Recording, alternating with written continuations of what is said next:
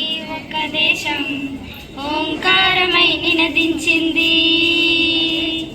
ఒకే ఒక్క దేశం శాంతి మంత్రాన్ని వినిపించింది.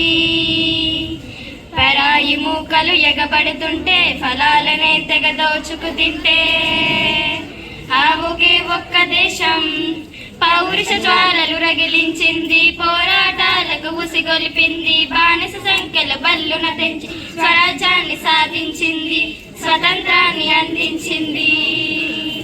సలాం ఇండియా, సలాం ఇండియా, సలాం ఇండియా, సలాం ఇండియా.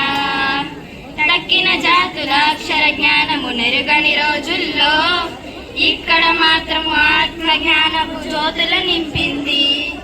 తక్కిన వారికి వ్యాధుల వేదన తప్పని కాలములో ఇక్కడ మాత్రము ఆయుర్వేదపు దీవెన కురిపించింది. గణితానికి మరి సున్నానిచ్చిన ఘనత తనదే. గ్రహణాలను తేదీలతో చెప్పిన చరిత తనదే. రోగని రోగణ లక్ష్యాలన్నీ లీలగా ఛేదించిన రోజు ఖురాన్ బైబుల్ గీతల బోధల పాటించింది. సలాం